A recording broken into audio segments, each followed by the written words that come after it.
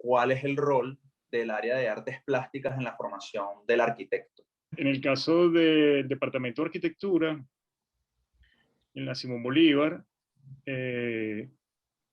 las artes plásticas entiendo que es parte de lo que es el departamento o las funciones del Departamento de Arquitectura, y son de alguna manera la Universidad Simón Bolívar, como decir en su prospecto, en su idea de crear como decir, en función de producir estudiantes con una visión como un poco más global.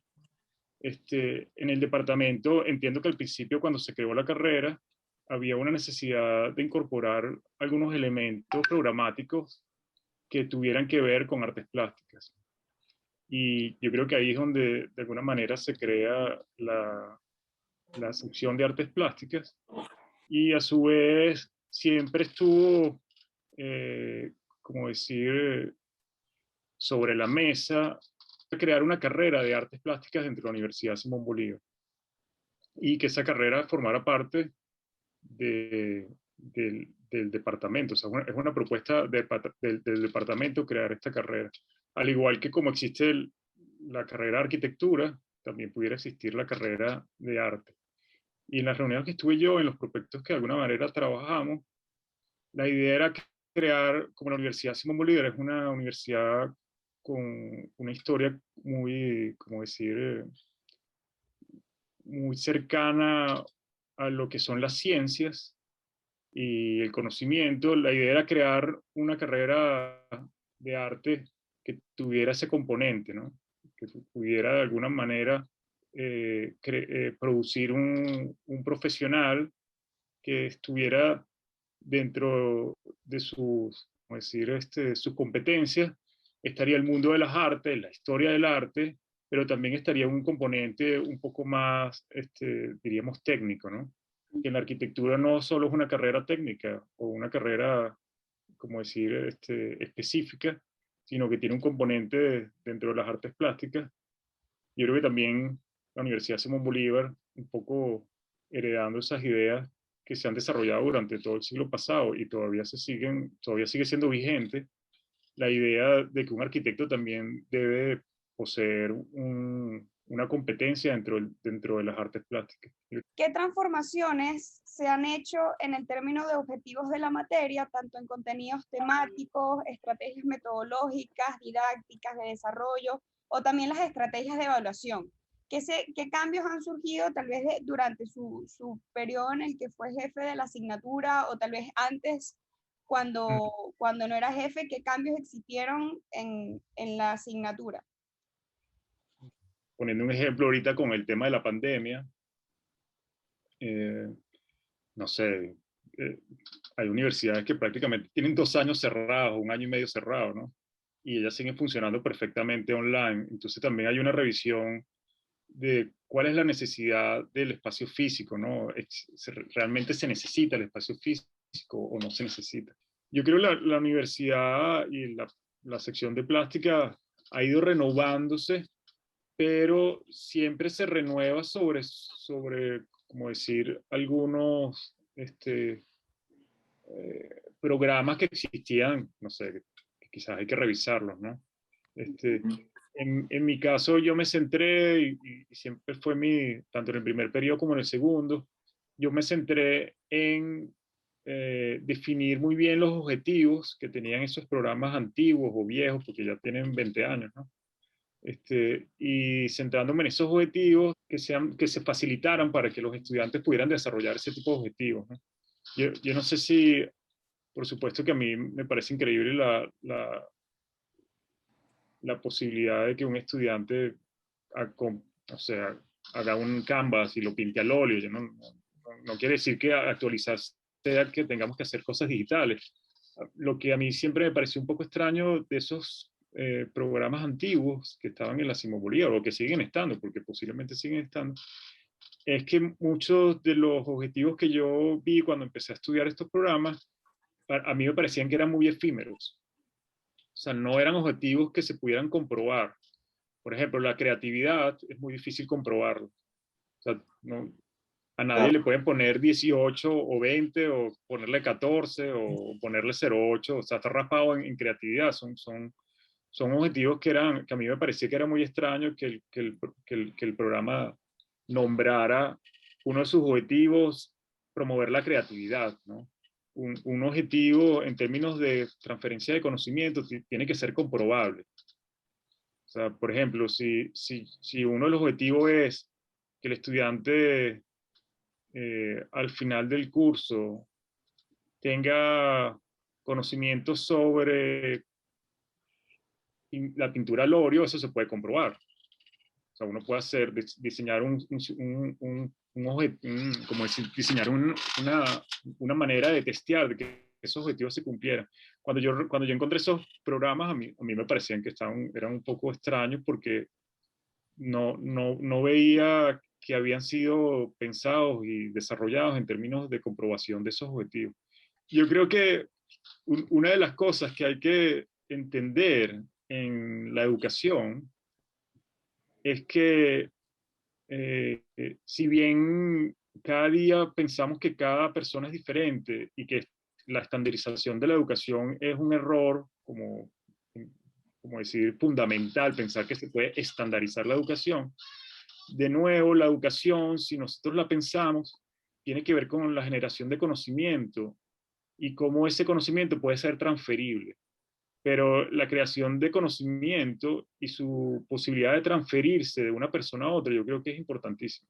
Cada estudiante tiene una experiencia diferente, pero hay unas ciertas experiencias básicas que todos cumplimos y para todos somos iguales porque nosotros estamos capacitando un profesional para que cumpla ciertos objetivos básicos al principio, ¿no? Hasta esa sensación de que cada profesor da algo diferente, lo da a su manera, las experiencias son diferentes. Eso es muy enriquecedor, que exista esa posibilidad, pero a mí siempre me pareció importantísimo que deberían existir unos objetivos claros y que esos objetivos claros deben estar sustentados en la transferencia del conocimiento. Yo a veces sentía como, wow, aquí hay una calificación, empieza a haber una calificación sobre como decir, sobrellevada wow, porque si pensamos en una calificación del 0 al 20 o del 0 al 10, no sé, Dios mío, porque este compañero mío sacó 10 sobre 10, si le faltaron planos y la maqueta estaba casi que destruida, ¿no? Es evidente bueno, aunque le faltaban planos y la maqueta casi que no existía, bueno, ahí se está evaluando es el diseño, ¿no? No los componentes con que se expresa el diseño. Pero a mí siempre me pareció extraño y me sigue pareciendo extraño, ¿no? Yo creo que si bien un estudiante puede ser muy bueno diseñando, no se debe enfocar completamente esas variables sobre eso, porque esas variables no están muy claras en términos de comprobación. Deberían haber partes, por ejemplo, todas las evaluaciones en relación por ejemplo, a diseño, debería haber un componente en el cual el 40% tiene que ver con las herramientas de expresión de esos contenidos. Entonces, un alumno que de repente sea un genio diseñando, pero no sea un genio expresándose, nunca va a poder tener 10 sobre 10, porque él tiene que cumplir sus objetivos y sus componentes en términos de expresión, ¿no? Y a mí también a veces me parecía, dentro de mi área de desarrollo, que eran las artes plásticas o la sección de plástica, que eso también sucedía, ¿no? Llega alguien con un dibujo y todo el mundo dice, wow, qué maravilla, qué increíble. Pero me parecía como, bueno, sí, qué maravilla, qué increíble, pero ¿cuáles son los objetivos que se cumplieron aquí? ¿No? ¿Cuál es el porcentaje dentro de esta entrega o dentro de esta evaluación que tú estás cumpliendo o no los objetivos que se plantearon? Una de las cosas que yo intenté hacer era poner de acuerdo a todos los profesores de la sección de plástica en que, si bien cada quien tenía la libertad de desarrollar actividades dentro de sus áreas y dentro de sus posibilidades y dentro de sus gustos, lo que sí era importante es que los objetivos se cumplieran. El riesgo país ha tenido un impacto muy fuerte dentro del área de la educación, y el hecho de que sus profesores van, dan clases y se van, crea como esta especie de inconexión entre la educación, la manera en que se educa y la manera en que se aprende también. Mi manera de dar clases siempre fue cambiando a la medida en que yo iba evolucionando. Okay. Creo que eso es algo importante, algo, la educación es el encuentro de quien enseña, pero también es el encuentro de quien aprende, ¿no? Es una especie de relaciones bidireccionales. No solo es a la versión clásica de yo soy el profesor que lo sé todo y estoy aquí drenando el conocimiento y el alumno lo está como recibiendo, sino contemporáneamente ya yo no me siento en capacidad de decir que yo soy el que genera el conocimiento. Yo creo que es mi versión de la educación hoy en día es que los profesores son más compañeros, o sea, es con la compañía, alguien que te acompaña en ese proceso de, de aprendizaje. Y eso hace que las dinámicas en términos de enseñar y aprender sean diferentes hoy en día. A veces hacía cursos donde yo decía, la semana que viene nadie viene a clase. Aquí todo el mundo tiene que estar en su casa conectado en la computadora, ¿no? Parece muy bien. Y hacíamos como experimentación sobre ese tipo de cosas, ¿no? Cómo dar algunos puntos claves, instrucciones claves, cómo tú debes generar instrucciones para que una persona las pueda leer y pueda entender a través de esas instrucciones qué debe hacer, centrando en objetivos, cómo esos objetivos pueden generar o pueden verse dentro de diferentes ejemplos, ¿no? Entonces, para mí, la incorporación de lo que se llama referencia o referente, para mí fue algo que empezó a ser una herramienta diaria, ¿no? O semanal Okay. en mi manera, o mi estilo de dar clase, ¿no? Y también a mí me parecía, si bien están los Y antes de clásicos, usted ah, se aplicaba mucho el uso, antes de usted se aplicaba mucho el uso de referentes. yo creo que se aplicaba, pero yo creo que una de las cosas que a mí quizás, no sé, considero que de repente fue también un aporte, yo no sé quién da ahorita plástica, pero para mí siento que fue un gran aporte porque mucha gente me veía un poco raro haciendo eso, era que a mí me parece que los Okay. clásicos y, como decir, los maestros son los maestros, ¿no? Los grandes maestros, no sé, en el Renacimiento, en el Gótico, en los diferentes momentos históricos, tenemos grandes maestros en las artes plásticas.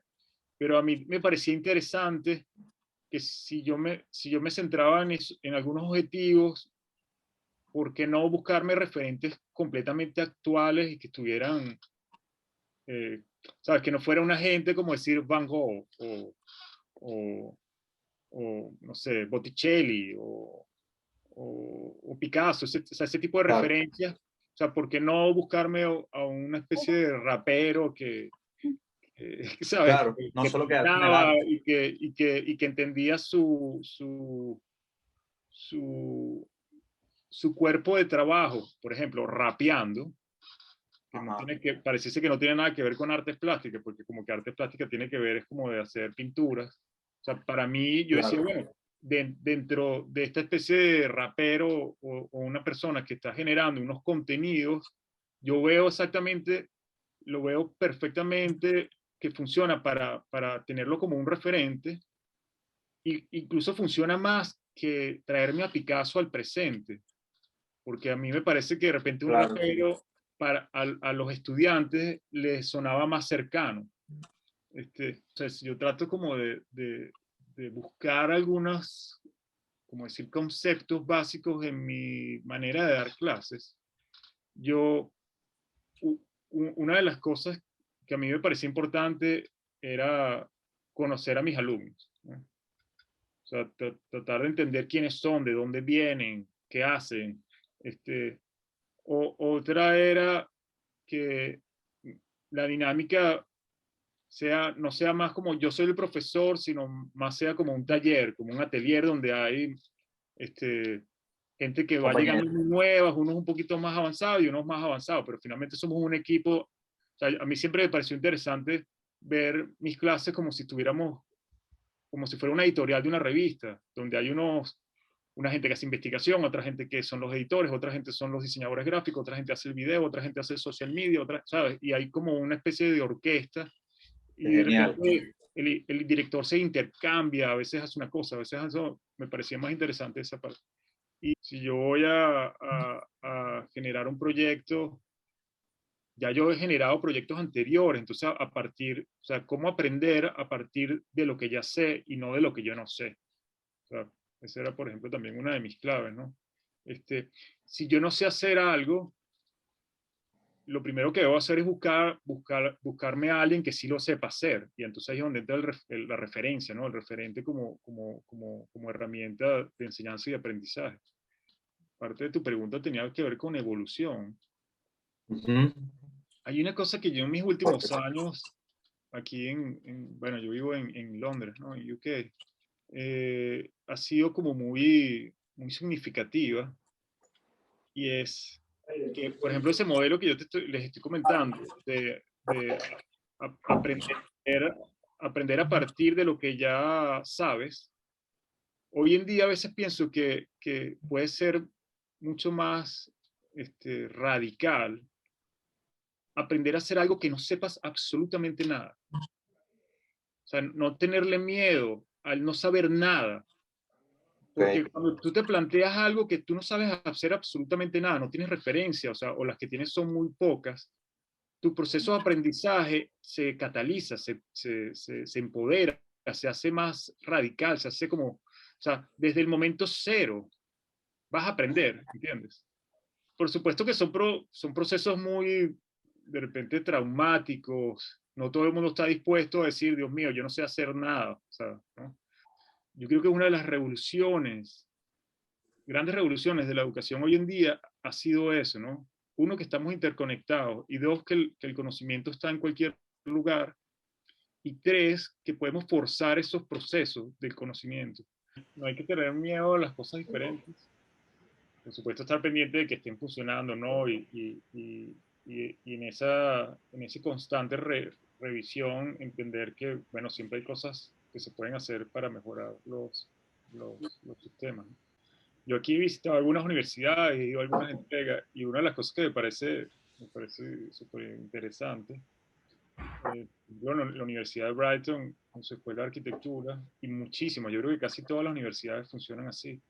Ese sistema que hay que en la Simón Bolívar, que se lanza un proyecto, los estudiantes empiezan a resolverlo, y un par de semanas antes del fin de curso, tú vas y te corriges, y entonces termina como una especie de locura de entrega de 1 o 2 semanas, donde no duermes, donde hay un estrés súper concentrado, donde hay gente que lo resiste de una manera mejor, otra gente peor, pero que cuando uno lo analiza con ciertas perspectivas, te da cuenta que no tiene nada que ver con el proceso.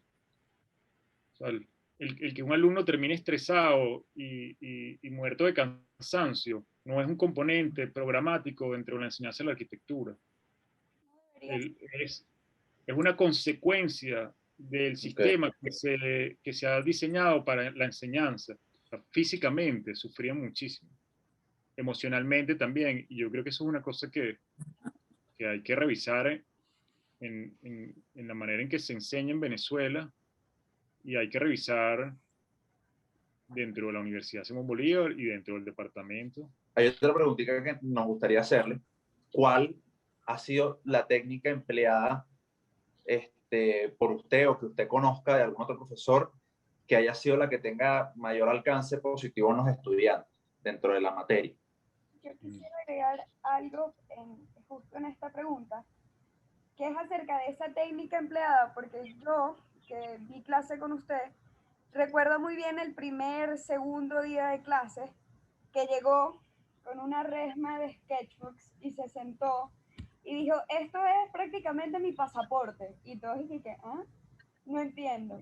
Y para mí, no sé si fue una estrategia propia de usted como profesor, o lo planeó, o lo pensó, o lo metió dentro de las metodologías de enseñanza, pero yo creo que usted hizo algo que fue muy motivacional. Y cuando usted llega al curso, yo creo que marcó como una pauta, para mí fue el mejor profesor de plástica del mundo entero. Y que se lo diga a Oscar, que tiene que verlo ahora. Oscar es el nuevo Egon Schiele. Dibujando.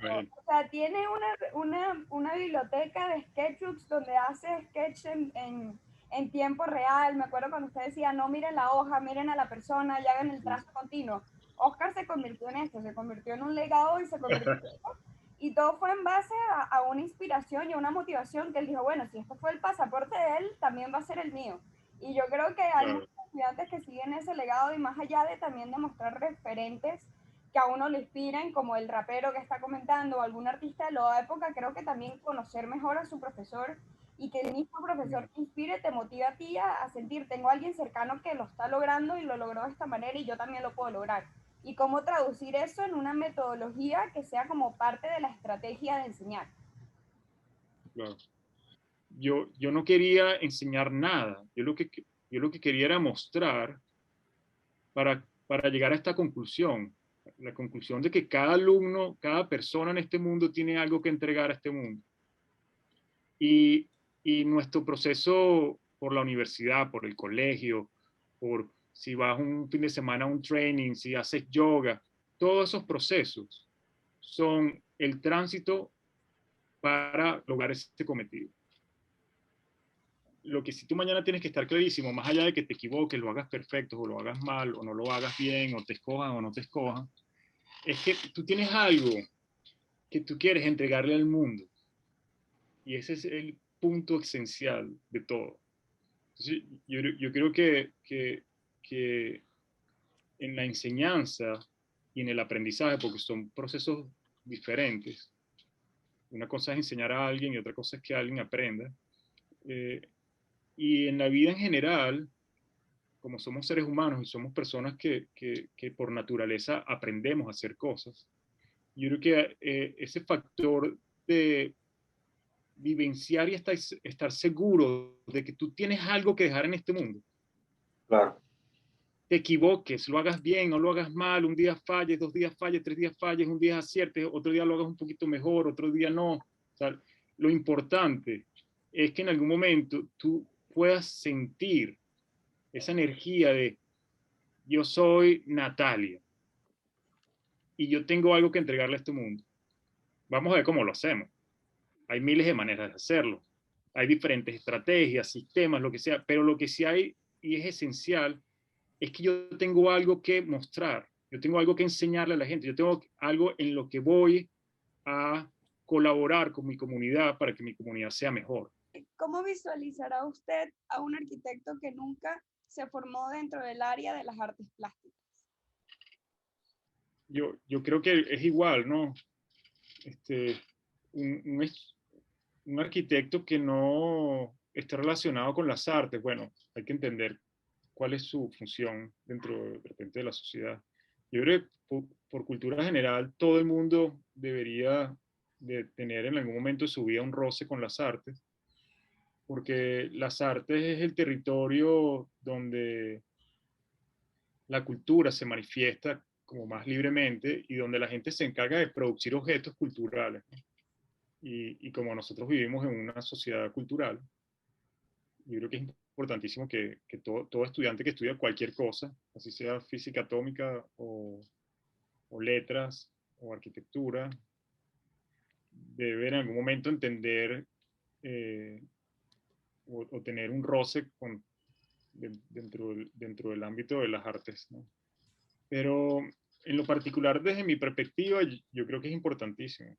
Es básico que un estudiante en algún momento de su carrera se compre un canvas de 1 metro por 1 metro y se compre unos óleos o unas pinturas en acrílicos y se enfrente a ese territorio del papel o la superficie en blanco y cómo yo voy a generar aquí un objeto, ¿no?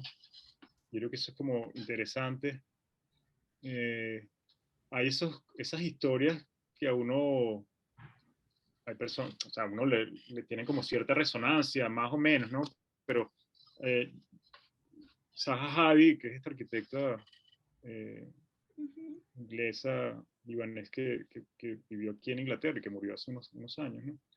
Ella, yo una vez escuché un lecture de ella donde alguien le preguntaba que cómo ella llegó a ser arquitecta y no sé qué. Entonces, bueno, ella un poco anecdóticamente echó su cuento de cómo ella terminó siendo arquitecta. Y ella cuenta que su salto, como decir, al mundo de las celebridades en la arquitectura vino desde las artes, ¿no? Ella primero fue como pintora de objetos que se parecían a la arquitectura y después se empezó a ser famosa por sus edificios, ¿no? Como arquitecto.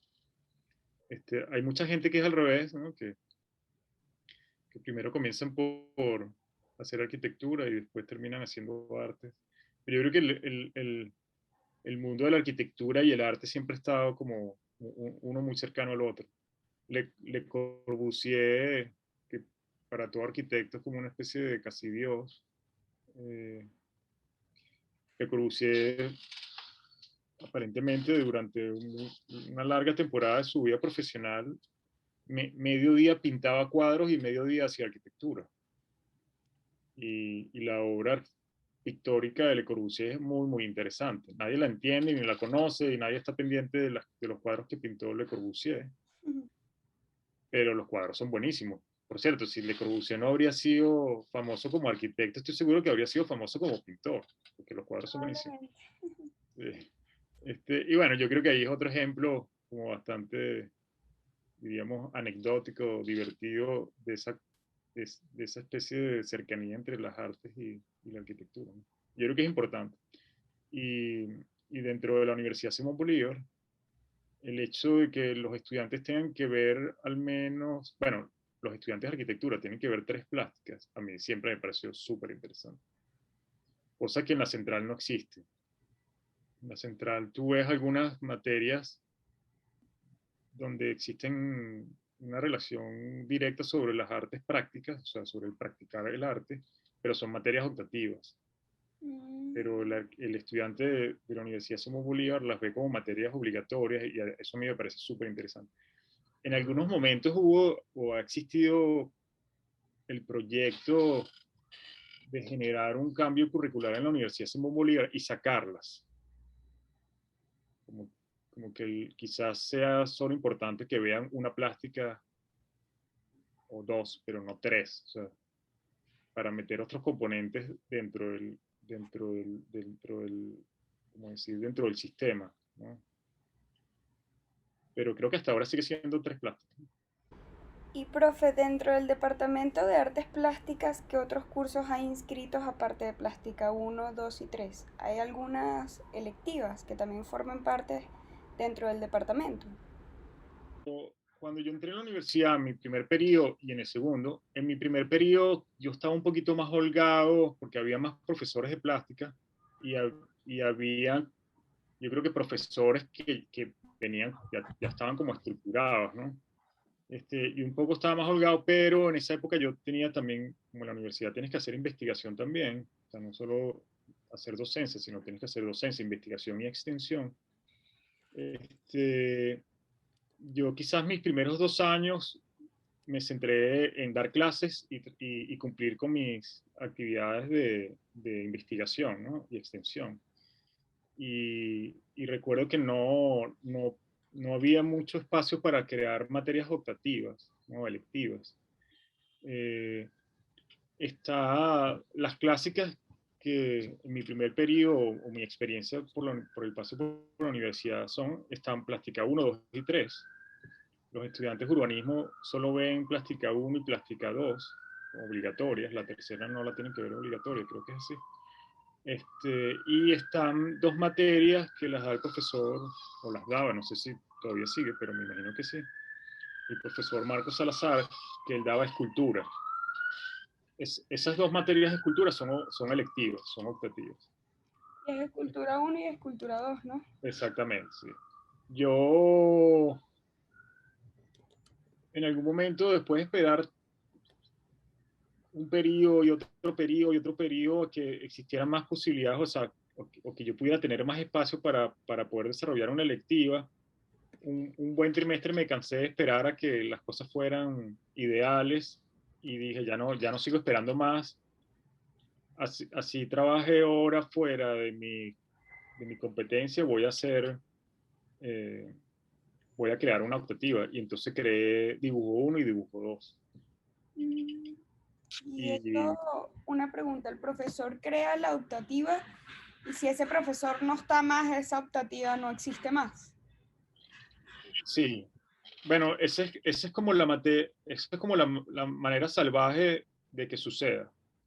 Lo ideal sería que los profesores que están, por ejemplo, en este momento, en la actualidad, los profesores que están dentro de la sección de plástica, debería existir, ellos no solo deberían de dar clases de plástica 1, plástica 2 y plástica 3, pero deberían también, como parte de sus obligaciones, generar materias electivas. Eso es una, como decir, una obligación que los profesores tienen. Pero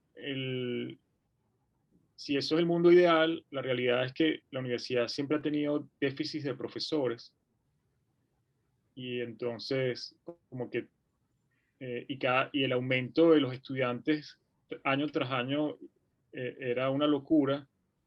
No, como que la cantidad de profesores que había nunca era suficiente como para que un profesor no diera plásticas y pudiera crear una materia lectiva. Entonces, un profesor que se contrataba vía emergencia, por ejemplo, y uno lo contrataba por 12 horas, bueno, daba, suponte, 2 plástica 1 y una plástica 3 o plástica 2. Entonces ese profesor daba 3 materias.